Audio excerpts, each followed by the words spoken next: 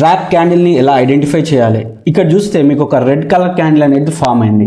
Form అయిన తర్వాత చాలా మంది రీటైల్ ట్రేడర్స్ సెల్లింగ్ సైడ్ చూస్తూ ఉంటారు. ఎందుకంటే ఇక్కడ ఒక పెద్ద రెడ్ కలర్ క్యాండిల్ అనేది ఫామ్ అయింది. ఫామ్ అయిన దాన్ని నెక్స్ట్ క్యాండిల్ అనేది బ్రేక్ డౌన్ అనేది చేసిన తర్వాత చాలా మంది రీటైల్ ట్రేడర్స్ అనేటోళ్ళు ఇక్కడ చాలా మంది సెల్లింగ్ సైడ్ అనేది ఉంటారు. కానీ మనం ఇక్కడ బయింగ్ సైడ్ అనేది ఉండాలి. ఎందుకంటే ఇది ఒక ట్రాపింగ్ క్యాండిల్. ఇక్కడ చూడాల్సింది ఏంటంటే ప్రీవియస్ చార్ట్ అనేది ఇక్కడ బయ్యర్స్ ఉన్నారు, ఇక్కడ బయ్యర్స్ అనే వాళ్ళు ఉన్నారు.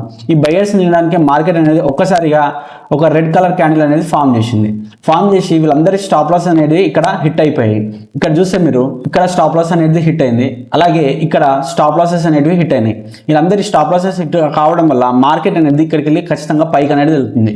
ఎందుకంటే ఇక్కడ ఓన్లీ ట్రాపింగ్ క్యాండిల్ అనేది ఫామ్ అయింది కాబట్టి ఇక్కడ నేను బయింగ్ సైడ్ అనేది ట్రేడ్ అనేది తీసుకోవచ్చు. ఇక్కడ నా టార్గెట్ అనేది 140 పాయింట్స్ అనేది ఉంటుంది, 50 పాయింట్స్ అనేది నా స్టాప్ లాస్ అనేది ఉంటుంది. ఇక్కడ మనం 1 minute లోకి వెళ్తే ఇంకా ట్రాపింగ్స్ అనేవి కనిపిస్తుంటాయి. ఇక్కడ చూస్తే మీకు ఒక ఎం ప్యాటర్న్ అనేది ఫామ్ అయింది. ఇక్కడ చాలా మంది రీటైల్ ట్రేడర్స్ ఇక్కడికి సెల్లింగ్ సైడే వస్తారు కాబట్టి ఖచ్చితంగా ఇది పైకి అనేది వెళ్ళాలి. కాబట్టి మనం టార్గెట్ కోసం వెయిట్ చేద్దాం. ఇక్కడ చూడండి, ఇక్కడ టార్గెట్ అనేది హిట్ అయింది. ఇలాంటి చార్ట్ ట్రేడింగ్ కాన్సెప్ట్స్ గురించి లైక్ చేసి సబ్స్క్రైబ్ చేయండి.